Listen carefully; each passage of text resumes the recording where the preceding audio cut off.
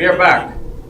And This is Selwyn Collins of CWS Conversations with Selwyn. Thank you for joining us. And for those of you who are joining us for the first time, a special thank you.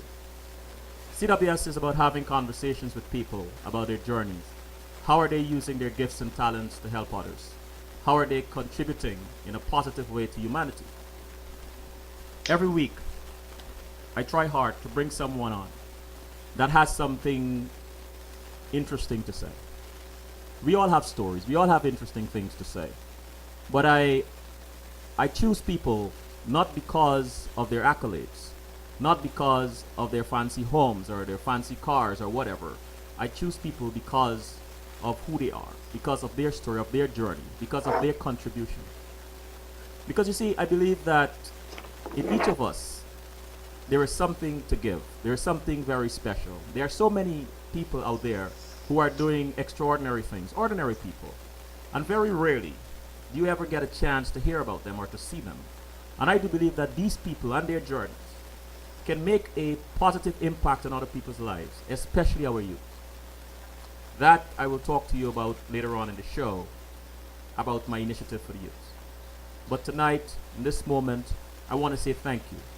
I want to say to those of you who have had an idea for many years or for some time and have chosen to pursue it, congratulations.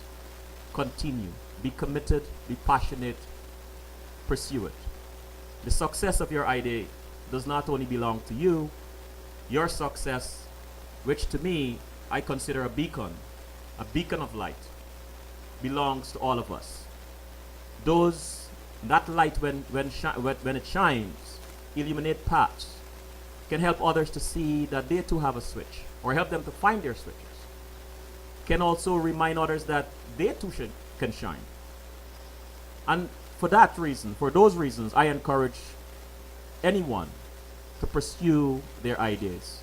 Everything we do, everything we use today, once began with an idea. I say this so often on the show, but I will not stop saying it, because I believe it's a message that should be ingrained in us. It should be automatic. So once again, thank you for joining us. We'll take a break. And when I return, I'll introduce to you our guest tonight, Clarence Bone.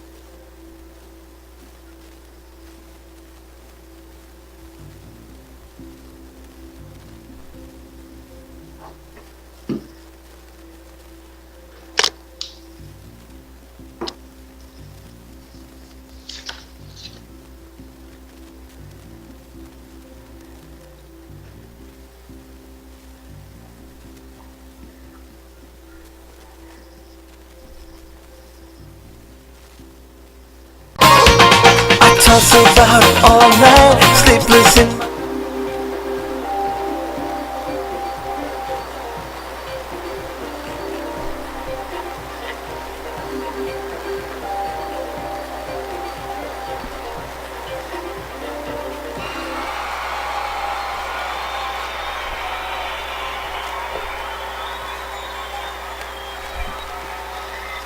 I am back. We are back, I should say. On the other side of the screen is my guest tonight, Clarence Bone. Clarence, my friend, how are you tonight? I'm doing great, Selwyn. Good night. How are you? Thank you, sir. Good night. I'm fine, sir. And I want to first thank you for appearing on the show. You're very welcome. It's an honor. Every time I speak to you, it's a learning experience, and it's an honor to be on your show, Selwyn. Likewise, my brother. Clarence, your personal mantra is do what I have to do so I can do what I want to do. What is the significance of that mantra to you? Selwyn, it's always a matter of people have dreams of what they want to do, and sometimes they forget the fact that in order to get there, you have to do certain things. It could be just simply building blocks to get where you want to go. So if you want to be a star athlete, you have to train, you have to do these things. Or in some cases, it might be a very good hobby you want to do, but in order to have the leisure time to do it, you've got to put in your time succeeding at something else. So I always believe, do what I have to do so I can do what I want to do. I like that. Do what I have to do so I can do what I want to do. Is this something that you pass on to young people around you, your children, for instance? Oh, definitely. It's always an opportunity to share that perspective with my children, my two boys, and also with any youth or adults that I encounter who are open to learning new things. The concept again is, show them that if you're teaching a child how to cut the grass, cut the lawn, or teach them how to do a chore around the house, it's not just simply a chore to do a chore. It's a learning experience, and it could be that then you become good at that, or as our parents treated us, it's that if you want to go out and play, you've got to do these chores first, right? Yes. Wow. So how old are your sons, and what is a favorite activity that you enjoy doing with them? Oh, now you're touching a nice sweet spot for me. My boys are 19 and 21. They're both in college, both at Rutgers, and they're very different. One is very much a sportsman, like I would like to think I am, and the other is more designing, engineering, and coming up with new things. Really? So he likes to invent stuff. Yes. Where you think he got this from? Is it you, his mother? Well, definitely not from me. His mother is an engineer, mechanical engineer, so she was always coming up with new ideas of doing things. And even as we work on project, she's the one that would come up with the brilliant ideas how to make it simpler. And he's taken that on. He invented, or not invented, but he made his own snowmaking machine in the backyard when he was in high school. You don't say. He made a hovercraft. He made an air gun. A lot of very interesting things, and keeps doing it. And as a father, how does that make you feel? I mean, most people the answer would be proud, but give me something else. What when you see one of his projects and you realize, oh my gosh, what he's had to go through, the discipline and Yeah, what I see is independence. Because as you might know, most inventors or designers, they typically don't work in a big group. They typically step aside, get the quiet time, come up with these ideas and implement them over a period of time. And he's that type of person. He would come to me occasionally and say, well, Dad, I need some money to buy something. And I would assist him with that, but he'd go off and do his own thing. So he really showed me as a very strong, independent-minded young man. So, what was it like when you saw your oldest son for the first time? For the first time? Interesting. It was a great joy.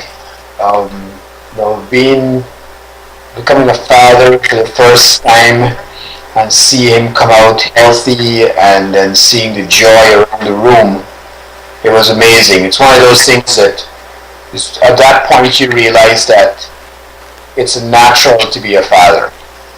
It's natural to be a dad, and it became a lifelong journey of just showing him things, stepping back and seeing him develop. But it started out by just seeing him there for the first time. Reflecting on your high school experience at Queen's College, what are you present? Sorry, pardon me? Reflecting, right? Yes. I'm taking you back. I'm going into your timeline a little bit. Reflecting on your experience at your high school experience at Queen's College, what are you present to?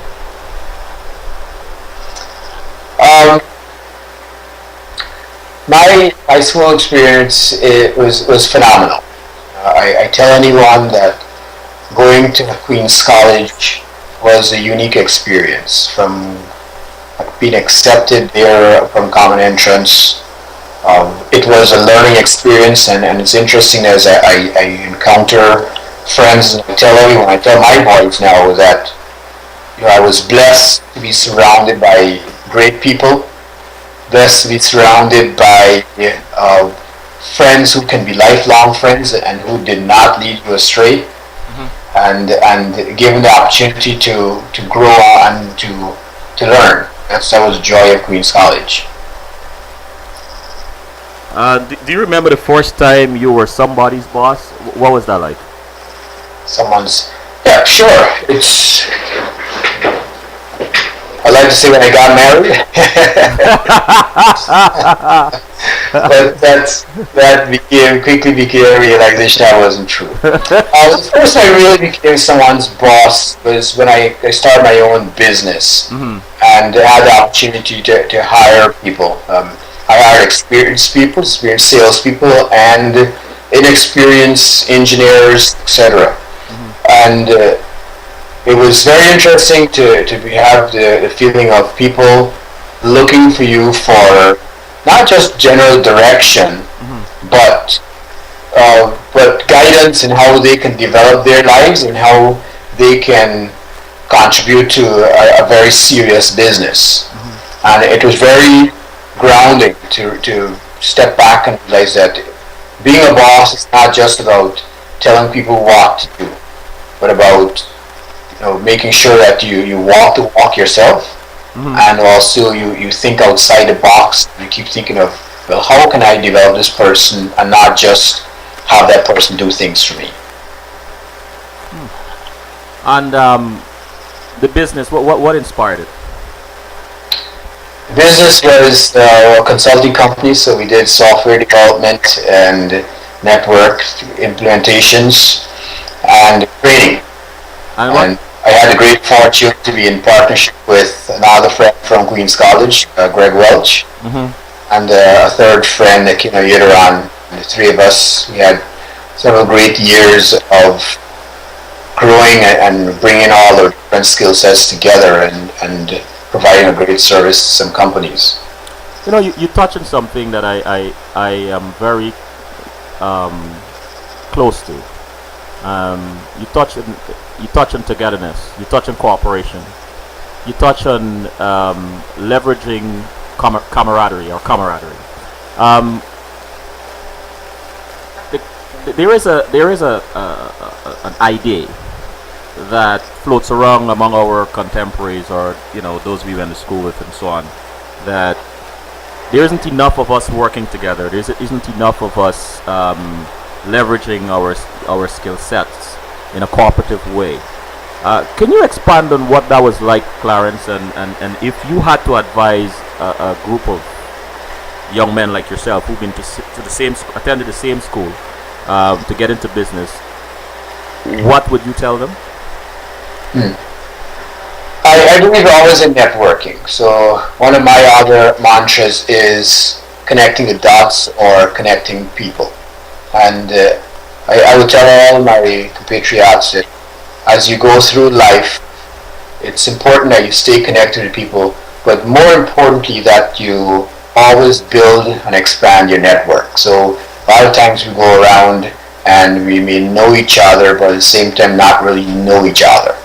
So A quick example I give is that if you ask your children how many of them know what their friends' parents do, you would find that a lot of them don't know. And if you then take a step further and say, well, if you ask each other, well, Clarence, if you ask, well, what does Clarence do? A lot of folks may not be able to answer that. And I think if we simply took the time to learn a lot better about what each other do, what our skill sets are, what our professions are, then we'll see the great synergies that are possible. Then we can expand it and come together and really do business together. And doing business together doesn't necessarily have to be a strict partnership. Okay. There could be a symbiotic relationship. I have a business, Selwyn has a business, and how can we help each other grow? And what do you? I'm going to ask this. What do you think is missing? Because we often talk about the enormous intellectual capital that, and Facebook is like a reservoir of it among the people we have known from childhood who've gone to school together, the intellectual and academic capital. Yet there is usually this discourse about us not coming together enough. You have done it and you've been successful at it. So I look to you as not as a pioneer, but someone who's experienced in that way. What do you think? I mean, when you were doing this business, it may have crossed your mind sometimes. What do you think is missing? Well, I'll be a bit controversial here, Selwyn, and say that nothing's missing. We're all succeeding in different things we're doing. We're all, if you look at the roster, and someone has posted recently in Facebook, the roster of successful Guyanese, it's an extensive list. What we keep striving for is more, and there's definitely all the opportunity to do more. So in that sense, I would say that what we can do more of is exactly what Facebook is engendering, is sharing, a more liberal sharing of our successes. We come from a background where it's not normal to always toot your own horn, right? And so I think having these other avenues to toot your own horn and share with the world what your great skills are, then plants seeds in others' minds, say, aha, but I can do what they're doing, or I can partner with Selwyn and I can do these things. And let's not worry so much about the negatives and think of the positives that we can strive for. Right. Totally agree. I just glanced in the chat room and Kali asked, do you have any tips for starting a business with close friends? Any lessons learned? Oh, definitely. One is be very clear up front about the roles of each individual. Two, be very mindful of who is minding the money. So it's folks always, you might get relaxed as a friend, so I shouldn't ask that question or not be too pushy. But as a business partner, you must always express interest in all the different parts of the business. So be it what that person's role is, or how the finances are going. Those are two critical parts of going into partnership with anyone. And don't be afraid to have a contract signed up front, or a memorandum of agreement. So much, Chef. What is your current job? I just changed roles. I'm now a manager of policy and compliance at Johnson & Johnson in procurement department. So as someone experienced with vendor management, what does that teach you about human dynamics and relationships? Yeah, good question, Selwyn. Human dynamics is critical to everything you do. So, I always felt I was good at relationships with folks, and that got me very in many places, knowing how to speak to people, how to understand what their needs are, understand how to please them. But I was honored recently to take a Dale Carnegie class and influencing people and making friends. And it was an eye-opener about how further you can take the dynamics of people.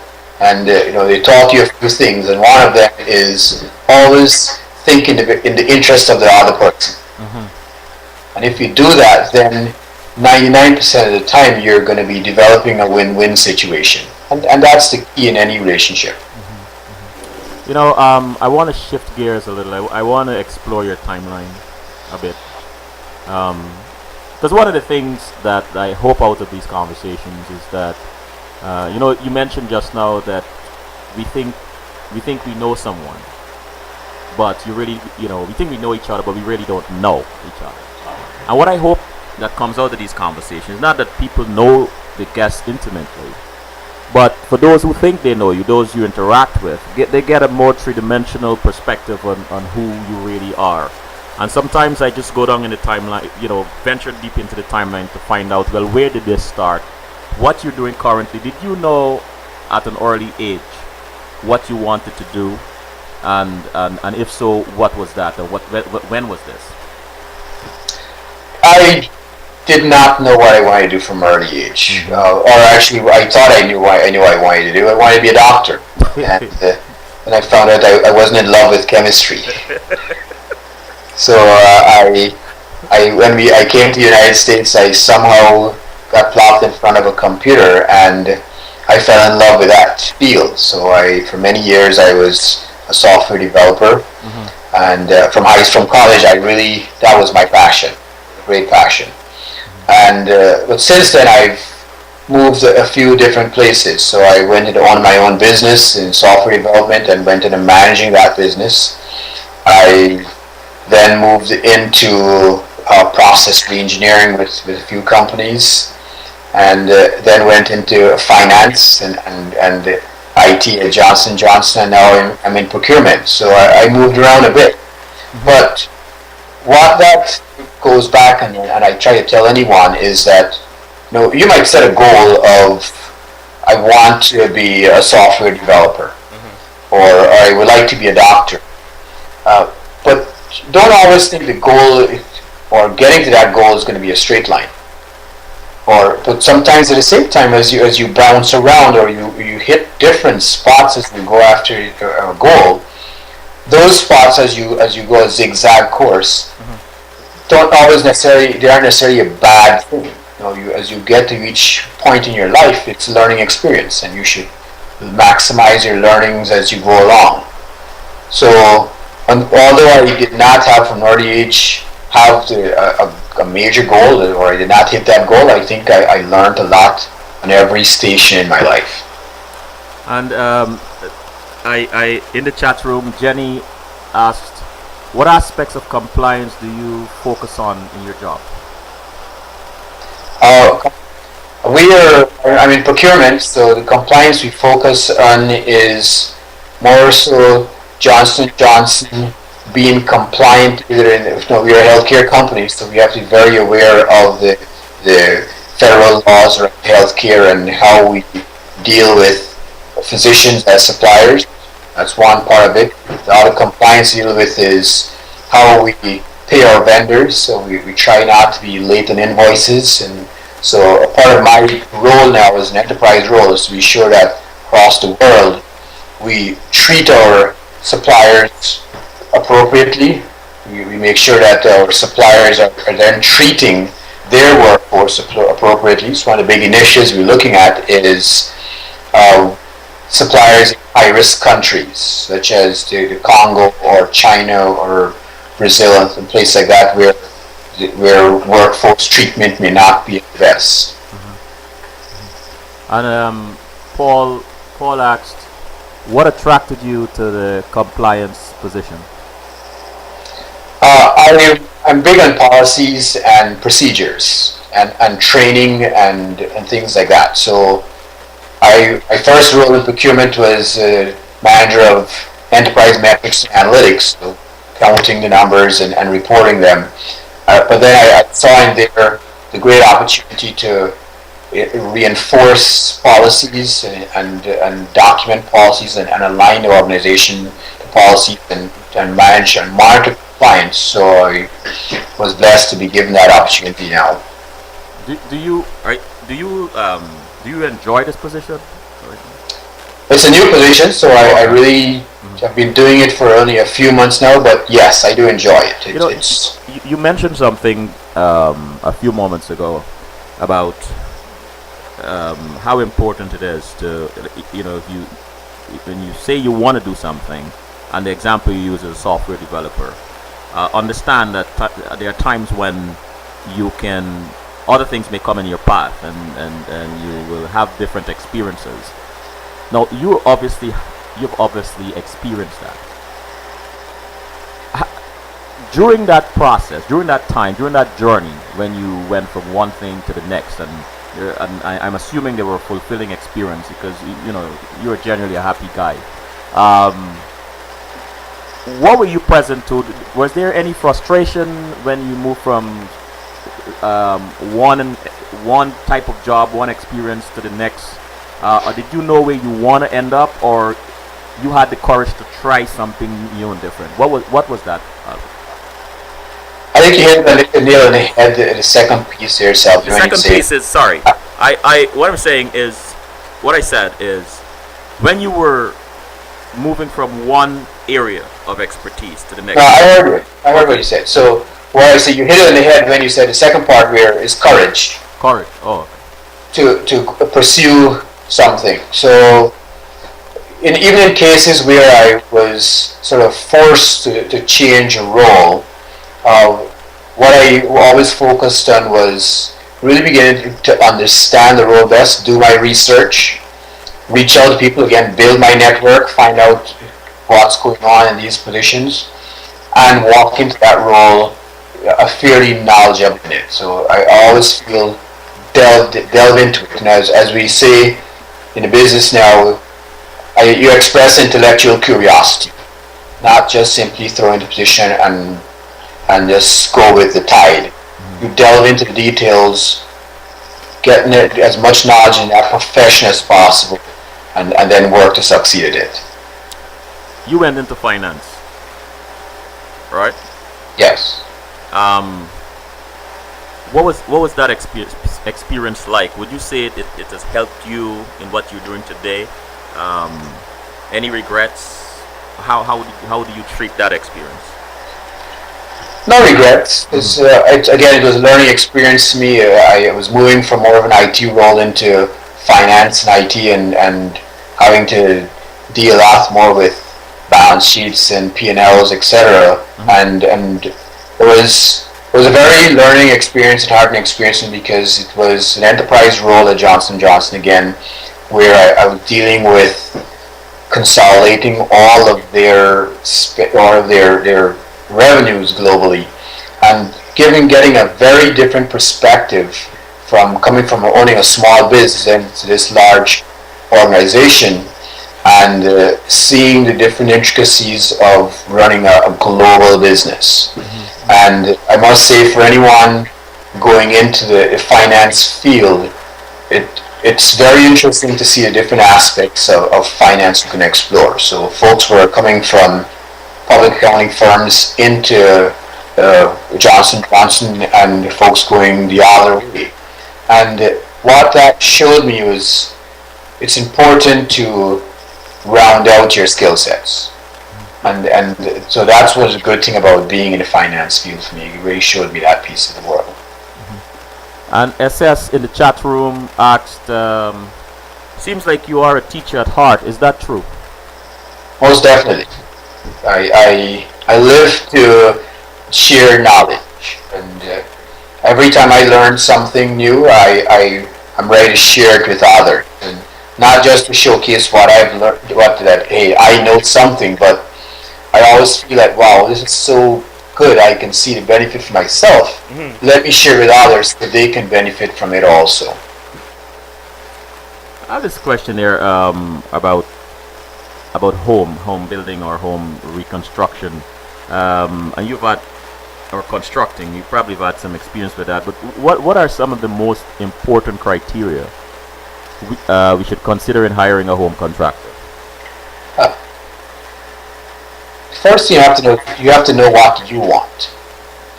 That's critical. A lot of folks bring people in and not sure what exactly the details want. So again, do your research. Express intellectual curiosity. You would like to have a kitchen redone. Know the importance of the right materials, etc. But then when you go to pick a contractor, as I've learned from my wife, share it with others. So ask questions about others. So discuss it. Hey, I'm going to be doing this project. Have you heard of anyone who's done anything like that? Have you gone through that experience? Be ready to, again, use your network to learn. So that's a big step in picking a contractor, is basically referral. Don't pick someone that you're totally unaware of. Must have referrals.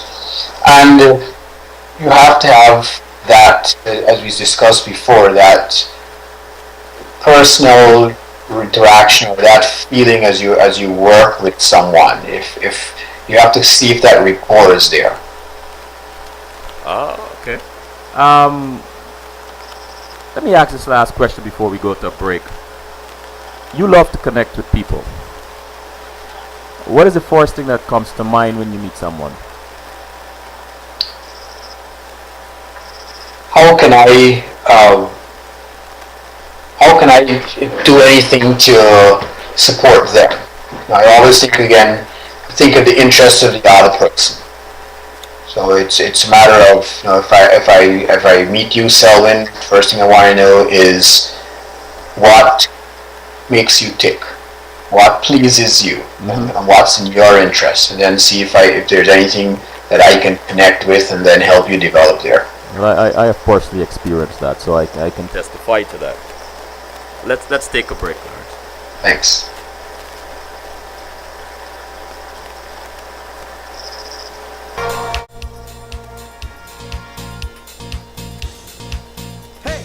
Girl, you leave me mesmerized as I gaze into your eyes. You got me hypnotized when I look into your eyes. You're so gentle and so warm, want to wrap you in my arms. Yes, you got me hypnotized when I look into your eyes. Every day my lips will utter you another love song. Forever I will worship the ground you walk on. Oh Lila, my Lila, oh Lila.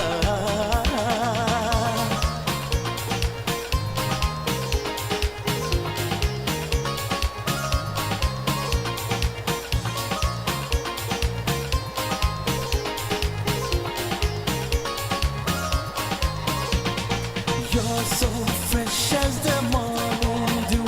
My first true love is you.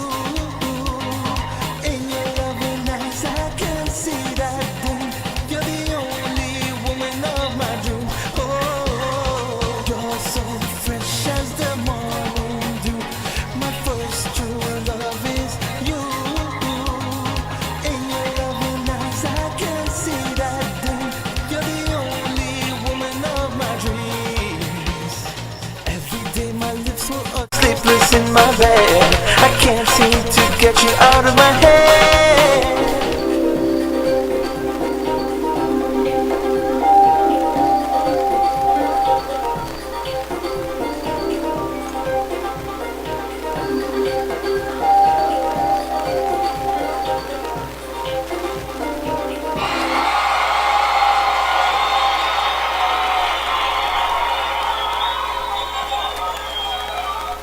We are back with my friend Clarence Bone.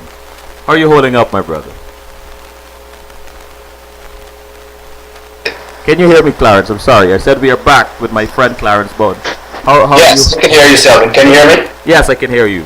Perfect. Wonderful. While we're on break, SS in the chat room said, Clarence, I'm enjoying this conversation. What dreams and goals have inspired you to succeed? Family. I think that's one of the big things that inspired me to succeed is seeing my parents, what they've strived for, and how they focus on success, and success to them meant a happy, comfortable family. And I have taken that on myself as, to me, as I work hard in anything I do, the whole idea is that the family would benefit. Family. Yep. Kali asked, who has influenced you the most? Oh, that's a very good question. A couple people. I would say my parents were major influencers in my life.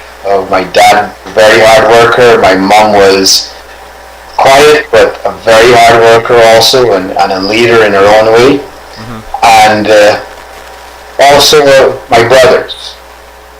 They've always been strong on my sisters, strong in support, and always there to advise. And I can look at them and see quiet strength in everyone. So great influences. So, where in the chain, in the family tree do you come, Clarence? Are you the last, the middle brother? Where do you fall? I am the second to last of 8. Wow. I shouldn't say wow. I'm the last of 9. So I really shouldn't say wow. Yes, of course. These people had important things to do. We had to be here, Clarence. How do you deal with difficult people? I'm just curious.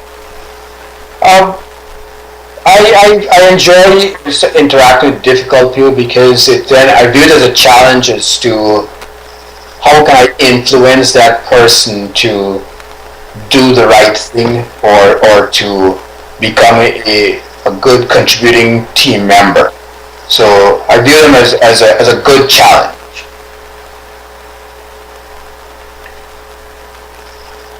Okay. And what challenges do you face every day in being the father you want to be? Knowing when to engage and when to disengage is the biggest challenge. In America, you hear the term helicopter parent, and what's dawned on me recently is that as a parent, you suddenly seem to think that you forgot that you weren't perfect at every age. So sometimes when you see your children not doing the best thing, you say, well, how could you? Well, sometimes you step back and realize that, well, at that age, you were not maybe doing the best thing. And you have to balance, well, is it life-threatening? Is it so critical that there's no recovery? Or is it something that you can give quiet advice and then sit back and let them soak it up? Plant a seed and let it grow. So that's a big challenge to me as a parent now. I had a show last night. I had a panel of 5 men in the studio talking about fathers and sons and their experiences with their fathers and so on. And it was a variety of emotions that came out. Laughter and tears sometimes,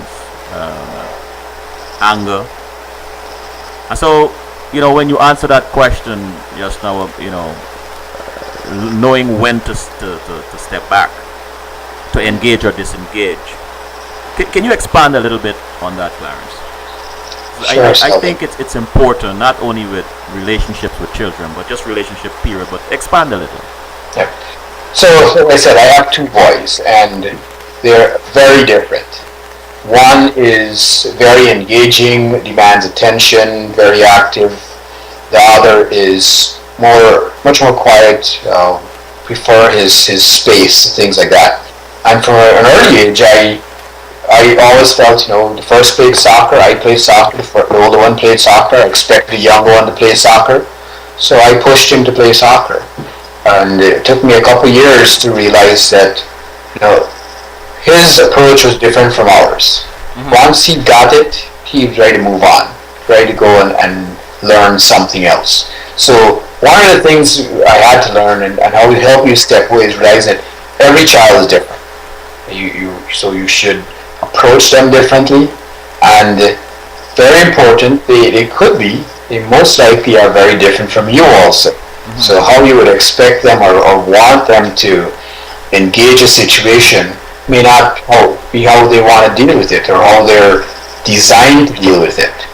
So it's critical that you be able to learn the approach of planting the seed and then letting it grow. And trusting that over the years, all the work you've done, you have planted all the different seeds and they're all still germinating. Gotcha. And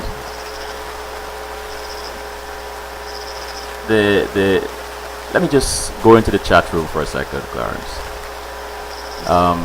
SS, as someone who has to rely heavily on the work of others, how do you show others that you believe in them? Good question. It's a matter of always making sure that you compliment people.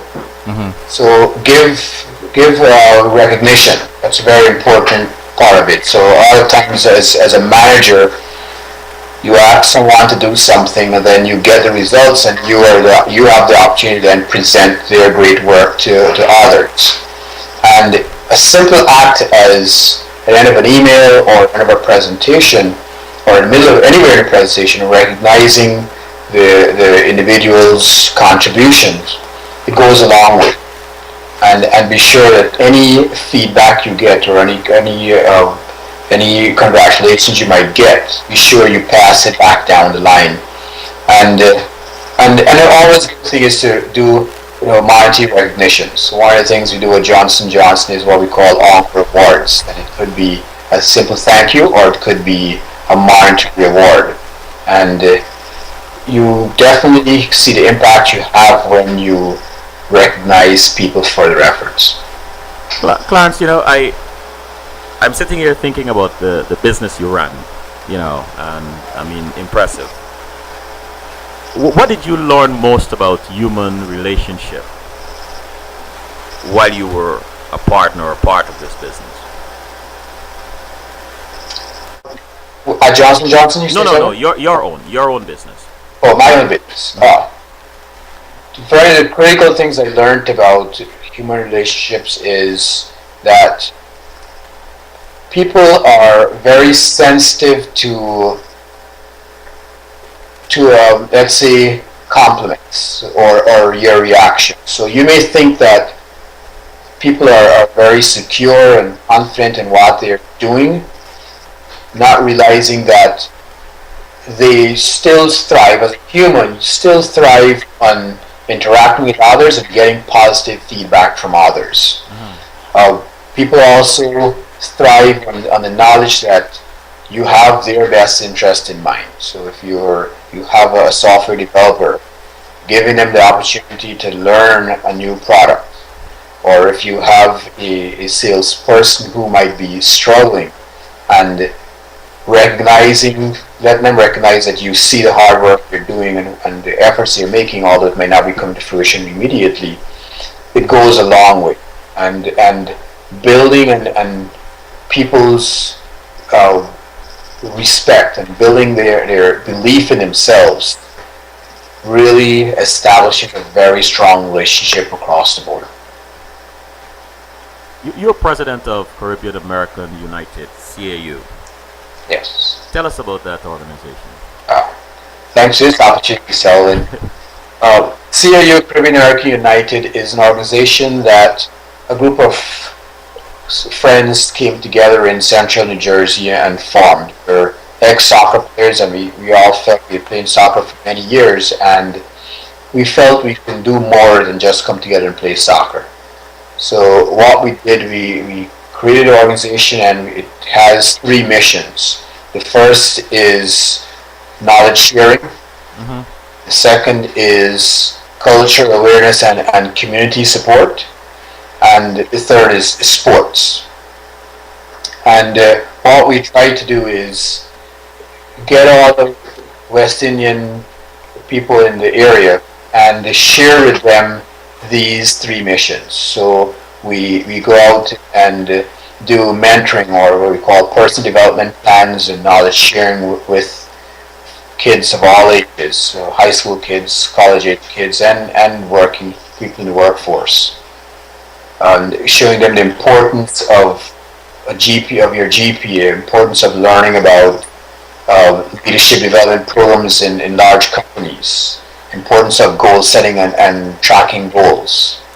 One of the great things we did recently over Easter was teaching folks how to bake the West Indian bun, and also teaching the kids how to make the traditional Guyanese kite, which that was a phenomenal success. Already? What did you participate in that tutoring, Clarence? I assisted. I must say that I'm a reasonably good kite maker, but I brought in Agent Green to help in the designing of teaching the kids how to make the kites. So he had a great passion there. And that's one of the things we do. We connect with folks. We pull folks in with expertise in. We had other folks there teaching the kite making. I brought an old kite that I had made and showed the kids how to strip it down and rebuild it. We had my brother-in-law from Haiti show us how to make the kite with a Haitian design, which is more of a bowed kite, which was very interesting. Can you repeat those three factors, initiatives? Knowledge sharing, community support. What was the third one, Clarence? And sports. Community sport, and the cultural awareness. That's one, and the third is sports. So we have a soccer team. It's a men's team, and what we're striving to do is build teams for the younger groups, so we can have this pipeline, or I'd like to see a succession planning, so we can, the kids can come along and take over our roles in the adult teams. But we also, we last got together, we taught them how to play cricket, so the youth how to play cricket. And I would like to do badminton and a few other sports. So I believe a healthy body assists a healthy mind. How did you first get involved with CAU? As I said, Selwyn, it's a group of us have been playing soccer for the last 20 plus years. So Guyanese, Jamaican, Trinidadians, Haitians, all different Caribbean islands. And we had sort of stopped playing together for a year or two and stepped away from it. Then we came back together to say, let's do this again. It's a great camaraderie. Then a few of us stepped up and said, well, let's do more. Let's see if we can create our own version of the Italian American League or the Hungarian American Association, where we can bring everyone together, keep them culturally aware of where they're from, but also have some home base. So my dream for this organization is to have a building and not just a clubhouse, but a building where we can do cultural awareness events, a soccer field, etc., where we can have gatherings and develop from there, and build the culture and the whole community from there. Clarence, I hate to do this, but I'm going to ask you a favor. If you can, I don't know what shifted when we broke, but if you can either pull back a little bit or push the screen a little bit away from you, so give you some more space between the top. Let me see. That's too much. Go back some more. Go down some more. Down some more. Right. Better? No, the other way. The other direction. Better? The other direction. I want to create some space between the top of your head and the frame. Yeah. Thank you, sir. No problem. Thank you. Beautiful. I want to know some more about this. I mean, as you were talking about this group of Caribbeans or West Indians who were playing soccer and came together and decide to put your expertise or to form this organization. What was that experience like, Clarence? Because there are lots of sentiments about we can't do this, and it's difficult to do. But share with us a little bit What was that experience like, and why would you encourage it? It was a very challenging experience, Selwyn. As you know, it's one thing to be social friends and hanging out and playing sports, things like that. It's a very different thing to come and put structure around something and have rules and bylaws, etc. And it's very difficult to then try to bring your professional experience and impose it on friends. But the key to it is, again, if you have a strong mission and everyone really buys into it, it's going to be a struggle, but it can be done. And it took us a few years to really piece it all together and get ourselves fully organized and everyone's on the same page. But I always brought everyone back to the belief that, well, why are we doing this again? Do we really have an audience out there? Do we have a need out there? And everyone would stop and say, yes, we have needs, so let's keep pushing it. But one of the critical things that helped us to succeed was when my wife brought in her experience in running an organization or setting up the structure and really remind us of the importance of structure. We see businesses run every day and we take it for granted. But what we don't stop and realize is that for them to run successfully, they have to follow some rules, they have to have some structures in place. And in this case, when you're doing an organization, it's Robert's Rules of Order, which is important to follow. And important to have bylaws and to, when questions come up, go back to those bylaws. And if you follow that and you have a strong mission, it's quite doable. That's amazing. You must have had challenges, Clarence. What are some of those challenges, and if you don't mind sharing? Sure. What are some of those challenges and how you overcame them? One of the biggest challenges is getting everyone engaged, and it could be time. It's a big challenge, and one of the things we did when it came to time was just reinforce the power of committees and delegating work. And I said, as a great man once said, how do you eat an elephant? You do it one bite at a time. And if you come up with a big project, instead of looking at a huge project, you delegate out to folks, and everyone does a small piece. You can accomplish things.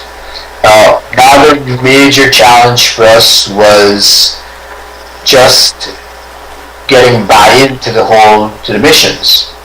And folks felt that there was, maybe when it comes to knowledge sharing, you might be trying to impose too much of your ideas on folks.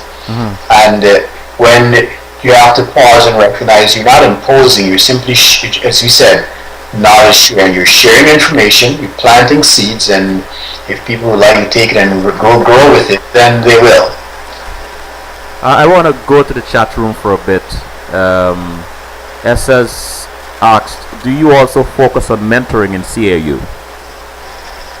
Yes, so as I said, one of our arms is, we don't call it mentoring, we call it knowledge sharing, but mentoring is a key part of it. So we've done several sessions with high school and college age students and talking to them about goal setting, talking to them about what can help them succeed in school, and part of that is using your resources. That's one of the major things when we mentor children or young adults, is recognizing and utilizing the resources around you. It could be your parents, it could be your professors at school, it could be a co-worker in a part-time job, anything. So we definitely do a lot of mentoring. And GY asked, hope you started with a SP parenthesis caddy old punch. I'm not sure, maybe this is something private. I'm not sure what it means. The good old caddy old punch. So we definitely made a caddy old punch, which is simple pointer and an exercise page.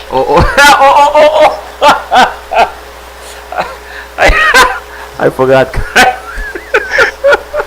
Okay, so we got you there. Yeah, Clarence. Okay, all right. And then Deb said,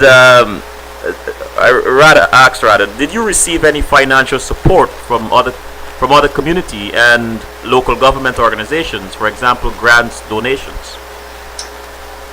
Not as yet. We're working on that. So, but definitely we have a few members of our organization who have been very generous donors. Okay. So we have a dentist, Dr. Hamilton. She's been a very generous donor to our annual banquet and raffle. We've had a few others.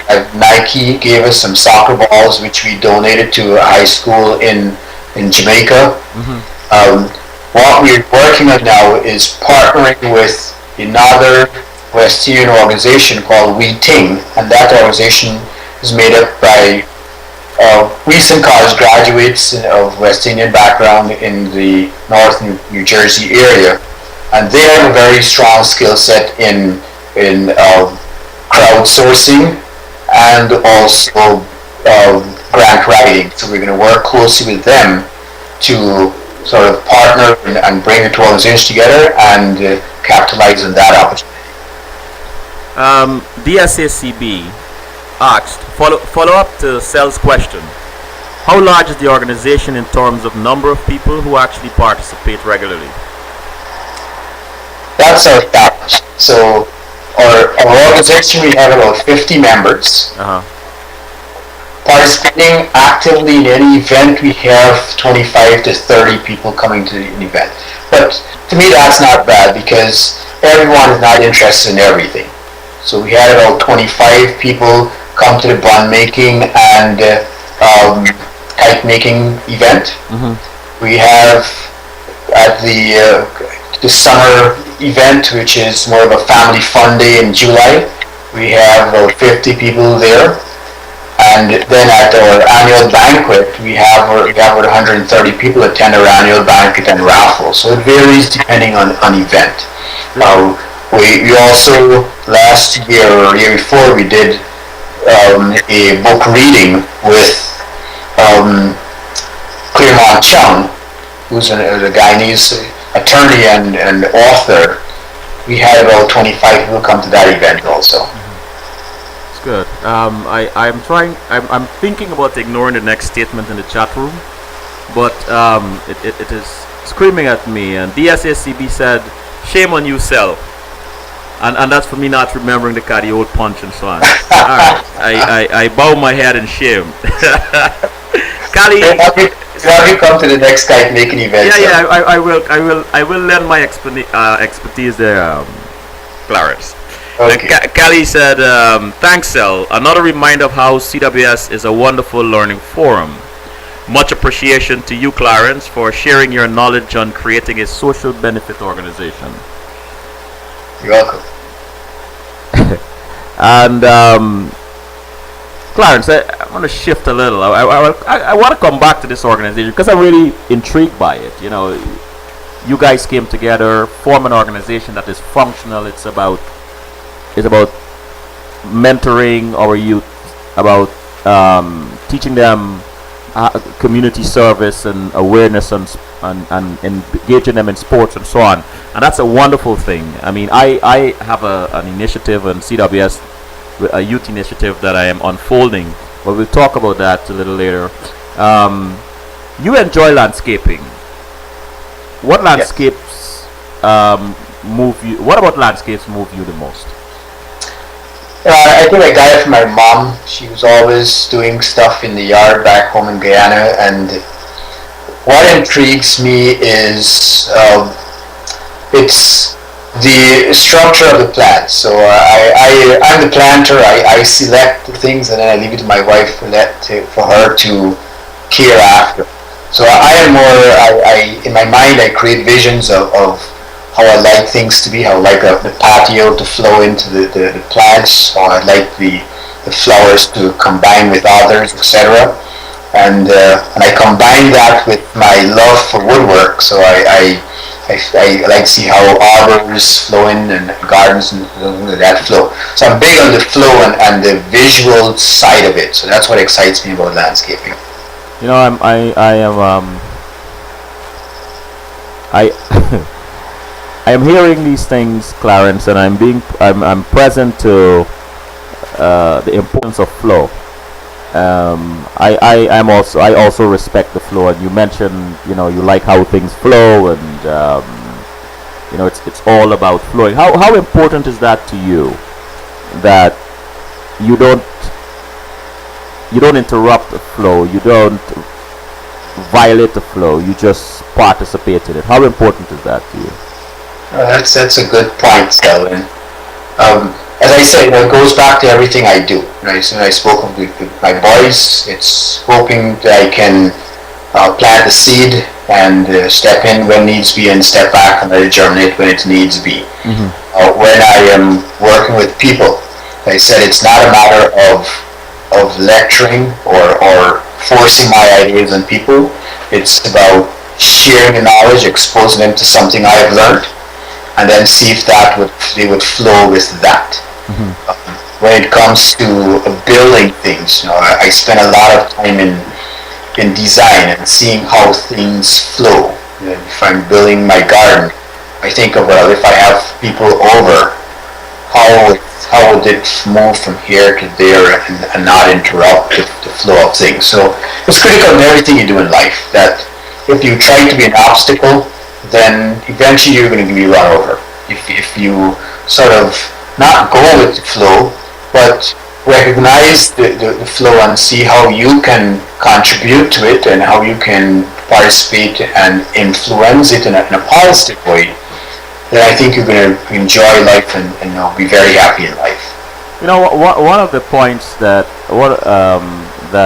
principle that I'm hearing coming from you tonight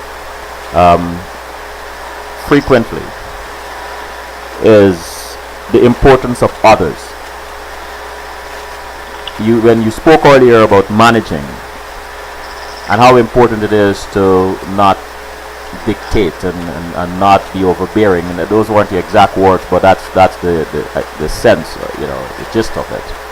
And just now I'm sitting here enthralled by your relationship to flow. And in your explanation, you spoke about how it affects people, how it affects others. Now, that is important to me because it is your place, it is your design to do whatever you want. And you know, you could get caught up in the fascination, the beauty of it, or the design of it, and not care about how it affects others. Why is that important? Why how things around you, or things you construct, you build, you design, affect others? Why is that important, Clarence? Well, Selwyn, as you know, the key of life is to be happy. Right? And you can't live in a cocoon and be happy by yourself. And so if you can do things to make folks around you happy, then it's all going to then flow over to you, and you will reap the total benefits of that. So one of the things I do, one of my other things I think of, I say, I aim to please. You're what? I aim to please. To please. Oh. That's one of my things I do, and again, not blindly, but if I can do things that can help people to be happy and please people, then I will definitely reap the benefits. When you're managing people, if you can help folks do things that they like, then you're going to see the passion come out, and then you're going to see the quality work coming out. You know, you mentioned when you were talking about the landscaping, and you implement, and then your wife takes over another part of it. I have two questions about that. One, what feature does she enjoy in the whole landscaping process? She enjoys the flowers. She enjoys the varied colors of everything, and so that's her passion. Once I'll plant it and she'll maintain. I like I like the cooperation between the two of you to ensure that beauty is created and sustained. I like that. I moved to the chat room. Kali asked, please tell us more about your mother and how she influenced your love for nature. Well, Crowley, thanks for that opportunity. I've never tired in speaking about my mom. My mom is a very quiet person, but very strong. So she started out at a young age, striving to succeed, against all odds. Her parents died at a very early age, and she was still able to go and learn, back in Guyana, the shorthand and typing from the Pittman School. Succeeded there in those exams, go on to not just teach those classes, but also to have her own school. She worked at the credit union for many years successfully, again helping folks to realize their dreams in Guyana financially. And but before all that, before she had kids, she was aspiring to be a nurse. And once she started having kids, she stepped away from it. And she took care of us, and in a very strong way, taught us to be strong children, provided for us, taught us all the importance of working hard and respecting a home. And when she decided it was time for us to then take the next step, she took the lead in bringing us to the United States, so we can, the young ones can go off to college. And when she got here, at her advanced age, she still decided it was important for her to learn and to keep succeeding. So while we were finishing up college, or just about done with college, she went back to college to become a nurse. Wow. So that really had a big impact on me, seeing her really stretch herself and would go back and reach back to a goal that she was derailed from early on, and succeeded it. And she went through a very rigorous nursing program in New Jersey and survived it, and not just survived, but succeeded and practiced as a nurse for many years in the United States, which I know is a dream for her, while still maintaining a home and showing us what a mother is, what a wife is, what a friend is, and teaching us to respect each other and respect our whole community. So I love my mom. Thanks for that, Clarence. Thank you for that. Whenever anyone talks about their mother, especially men, it always touched something very deeply in me. Your experience with your mother and what you witnessed, those special qualities. Do you draw on any of those when you're mentoring these young men, or knowledge sharing, you call it? Do you draw on any of these qualities to pass on to your children and to the young men that you mentor? Yep. My mom was a teacher throughout her life, and one of the things she showed us was that never make anyone be embarrassed for what they don't know. So back in Guyana, I was in high school, and folks in their 20s and 30s were coming to her classes to learn English and learn to write properly, and she would give me the opportunity to grade their papers. And sometimes I'd be appalled. How can this person not know to write? She said, don't look at that. Look at the fact that they are making an effort to learn. Wow. They're making an effort to improve themselves. So, and look at the fact that you have the resources to assist them to get there. So that's what she taught me, and that's what I try to share with folks I mentor now, is that what I'm showing you, I would like you to take it to become an expert in it, expand it, and then take that and hand it on to the next person. So keep it flowing. Clarence, I want to not amplify, but reiterate that point, that principle that you shared with us, because I think it's powerful. and for the youths that are listening to us tonight, I think it's important that it's reinforced. You asked, or you claimed, or you stated, I don't understand how she could not write, or whoever the person was. And your mom message to you was, please repeat it. Don't look at that. Can you repeat that? Sure. Her message was, don't look at the fact that what a person does not know, but look at the fact that the person is trying to better themselves and to learn and to improve on themselves. And also look at the fact that you have a skill and a knowledge that you can assist them in getting there. So take it and do the best with it. Man, that's touching. I will never forget this. This is touching. Kali said, "Wow, your mom is phenomenal. Thank you for telling us about her." Thank And you. Paul Harris said, "Hi Selwyn, hi Clarence. Thanks for some of the powerful messages you handed down in the interview. Developing staff, social interaction, and touching nature, highly appreciated." You're welcome. Hi Paul, thanks for that statement. Clarence, how do you balance the possibilities for social gathering and solitude when you design a landscape?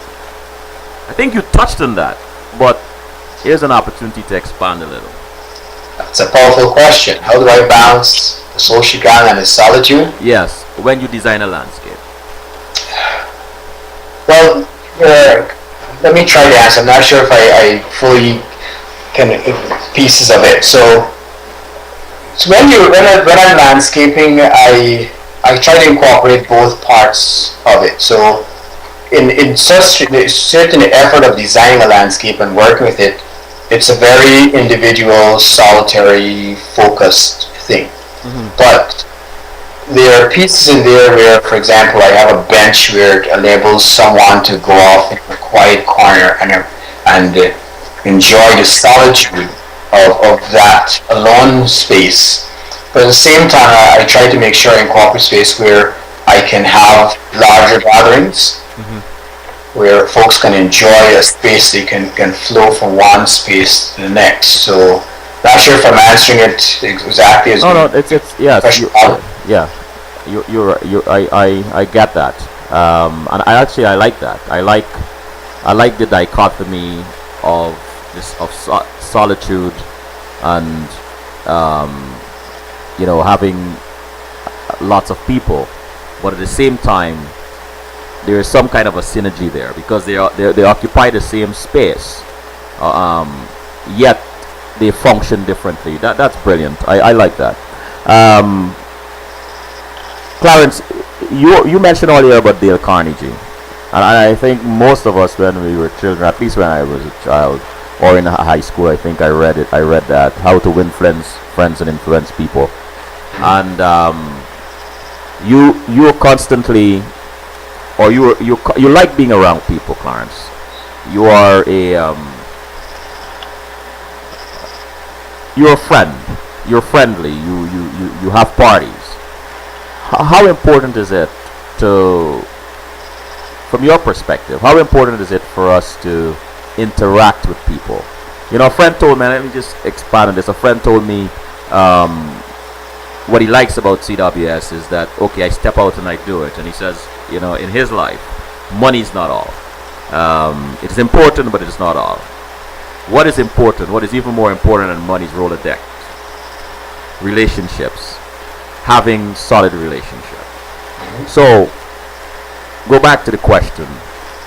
How important it is to you to entertain, to have friends, to see people enjoy themselves? Yep.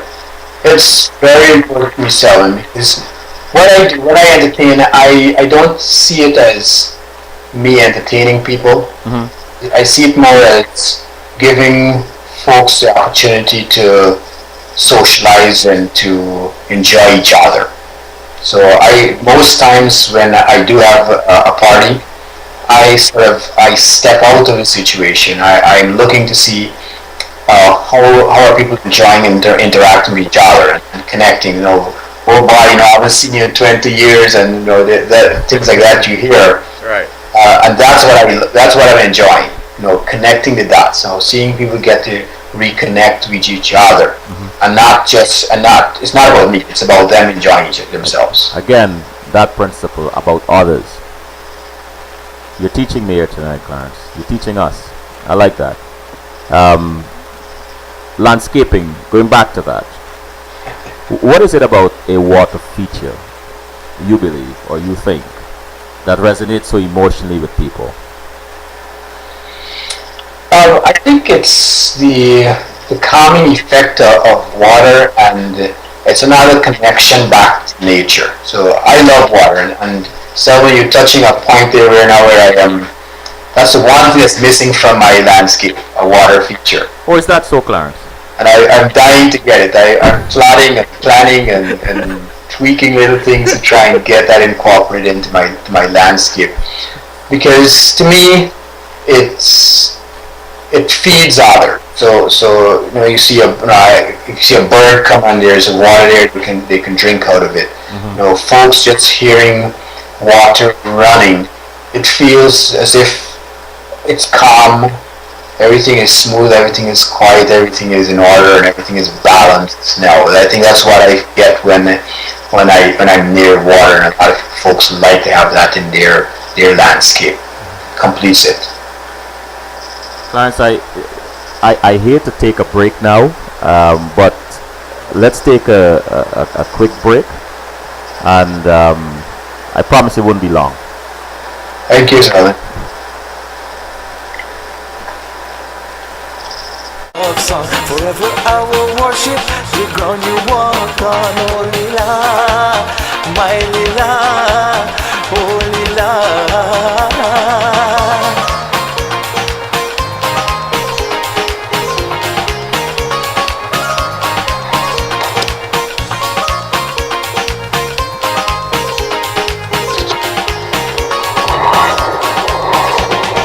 You're so fresh as the morning dew. My first true love is you. In your loving eyes I can see that thing. You're the only woman of my dreams. Oh, you're so fresh as the morning dew. My first true love is you. In your loving eyes I can see that thing. You're the only woman of my dreams. Every day my lips will utter you another love song. Forever I will worship the ground you walk on, oh Lila, my Lila, oh Lila.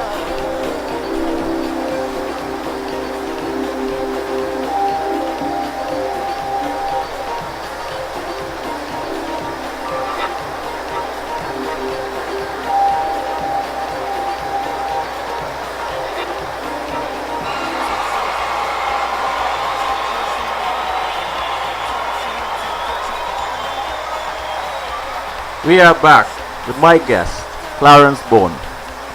Thanks, Clarence, when you go golfing, what do you look forward to? Beating the other person. But also great camaraderie, because I typically golf with about 8 or so other friends who, again, we've got a golf league going, but primarily Guyanese guys, and it's great camaraderie, great talking about family and things we've accomplished recently, and just life in general and kids, and just enjoying good company. Kali in the chat room asked, what is your dream water feature for your landscape? I'm keeping it simple for now. I'm going with a simple bubble fountain, but my true dream is to have a pond. Pond? Yes. Why a pond, Clarence? I like water. I like rivers. I like creeks. I'm Guyanese. I love a creek, and I love ponds and lakes. And for me, getting in a pond, I can maybe get some fish in there. Yes. Maybe get a crapo jumping in occasionally. But I think it really just brings me back to some things back home of having some little creek or pond nearby. That's why I want that. Clarence, you are some distance from me, but I'll make that trip. You know, to enjoy that landscape when you finish without inserting that water, that pond. Pluto said. Pluto asked, "We give to get only to give more. It is clear that Brother Clarence has internalized the notion that to whom much is given, much is required. Could you expand some more on that?" Sure. And that's so true. And how I view it as why I love to give. It's because I don't look to get back. I give because then I give that someone else the opportunity to then pass that on to someone else. And when you say much is required, I take a little interesting twist on it, because so if you're going to be giving, you had better be giving good. You better be keep growing and learning and expanding yourself so you can give the right thing. You have to be careful of folks who are giving and not giving the right thing and giving the right information.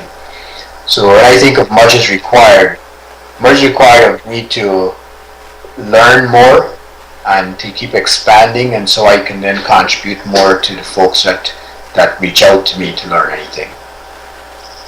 That's an excellent answer, Clarence. Kali asked, what would you place in your pond? I think you may have mentioned that before, but you mentioned the fish and the crapo and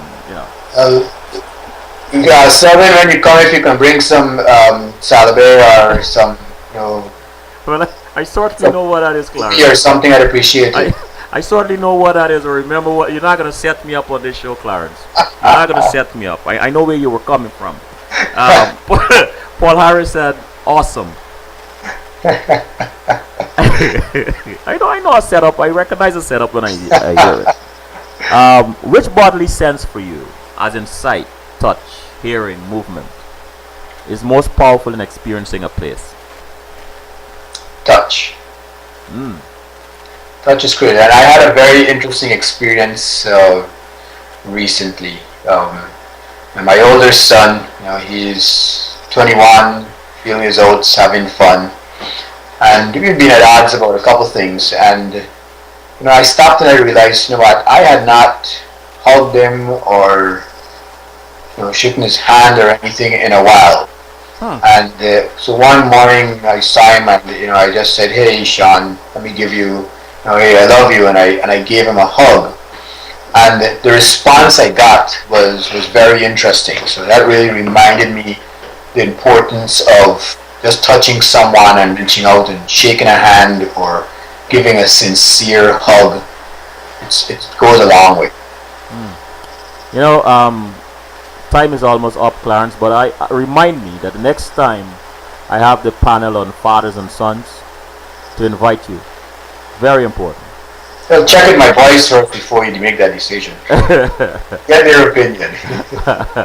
No, because you touched on something just now, that one of the panel members, I am present to what he said last night, that he doesn't remember his father even hugging him,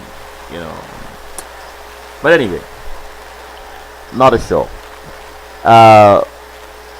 If you could hold on to just one memory from your life forever, what would that be? Wow. That's a tough one. You give me the hardest one to the last. Well, it's not the last, Clarence. I mean, you want to postpone it for a little bit?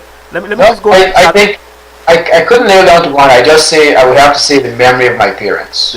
That's a big, long memory, but everything they did for me, it's one big lump of parents raising me and loving me and showing me how to do everything right, and hopefully I learned that, how to do the right thing in this world. Brilliant.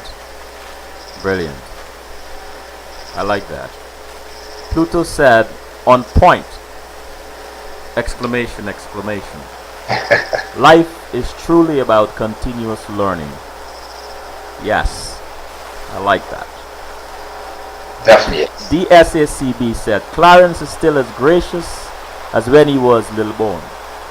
Very sincere. Thanks for sharing your journey.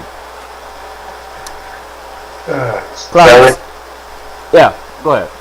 I say thank you for the opportunity. It's always heartening to know that you get the opportunity to share some of the loves you have, Yes. family and friends and I've seen you in action. I had the honor of hosting your book reading and your book signing session, and the things you shared were very profound and eye opening. So I'm honored to be here with you. Well, Clarence, let me thank you publicly for that experience. You know, I know I said thanks, but I never really get a chance to talk about what the experience was like, the hospitality and the warmth, both you and your wife, Michelle. I will never forget that. I Thank will you. never forget that, Clarence. Again, thank you very, very much. And that move, that decision to go downstairs, I that blew my mind.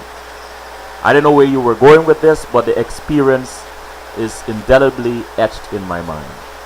Again, thank you for that. You're welcome. You stood on the stage and commanded it well. So. Thank you, my brother. I have a few more questions. What makes you laugh out loud? My brother John, that's for sure. Really? He is a comedian. He is unbelievable a comedian. So, Okay. and we always say in the family that he took after my dad. Uh-huh. And golfing with him is a challenge because then he just has you cracking up all the time. The guy's smart. Yeah, and I always tell people that when you see John and you hear him tell a joke, you never believe he's such a successful executive. Wow. So he does it for me. We must get John on one day, Clarence. Work on Yeah. that. And what are your dreams for your sons? I mean, My dreams is that they be happy. they be happy. Yeah. Okay. They be successful in whatever they attempt, and they be very happy, and they be able to have happy, strong families that can continue the Bone tradition. I love that. If there's a question you expected this evening but wasn't asked, what would that be? Wow. I think you did a great job covering the questions. If anything, I would ask, I would, if a question more about the Guyanese community and my interaction with it, and I've had the pleasure of attending some of the Queen's College and Bishops and Roses reunions, etc. I've had the pleasure of interacting with a lot of the Guyanese community in New Jersey, and of last year I had the pleasure of taking the whole family back to Guyana and experiencing the feeling, that rush of being home. And if there is one big question I thought was, have you gone back to Guyana recently, and how was that experience? Well, answer, Clarence. We have a few minutes. It was a joy. My boys, again, 19 and 21, had never gone to Guyana before. Just life kept getting in the way, and seeing them there, enjoying it, going to Kaichor Falls, going to the creek, going to Skeldon, going to New Amsterdam, Bartica, going everywhere and enjoying every minute of it, and being almost like they're born Guyana, hanging on Sheriff Street, doing everything that I would have liked them to do. Right. Drinking 15-year-old and everything. So, and then just the rest of the family, wife and I, enjoying Guyana and every piece of it, the food, the weather, the unbelievably gorgeous sights of Guyana. It was phenomenal. What is Proud next? to be Guyanese, Selwyn. Flying it high. So am I, Clarence. What is next for you, Clarence? For me, it's continue excelling at my job, Uh-huh. continue to grow CAU. I've shared my dreams with CAU, having an established location for it, having a place where West Indians can continue to celebrate our culture and share with the wider community what the West Indian culture is all about. And finding ways to assist my family and anyone that come to me to grow. So if I love to see if I can help folks who are out of the workforce, finding ways to get back into the workforce. I have a whole life around that of mentoring people about how to interview, how to write their resumes, how to do an elevator speech, etc. So I'd like to pursue all those things more. Thanks for that, Clarence. One of the things I ask all my guests is to give us a few words of advice to close the show. You've given us many, Clarence, during the show, but give us something that we can go to bed with. Simple. Keep growing. Keep growing. Keep growing. Professionally and personally. Wow.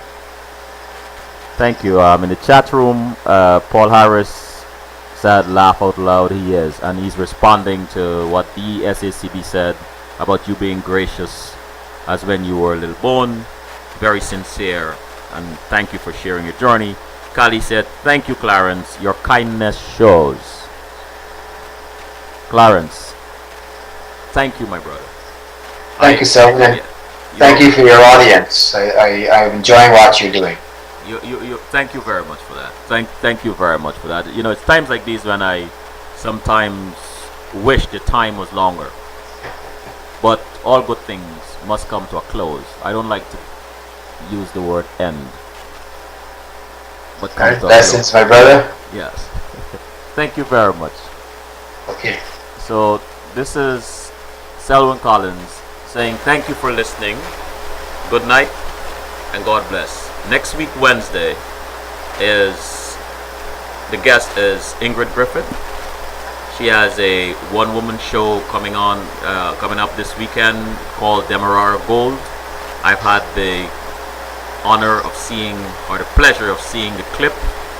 For those of you who haven't seen it, go on the homepage of CWS, and she's another gem of Guyana.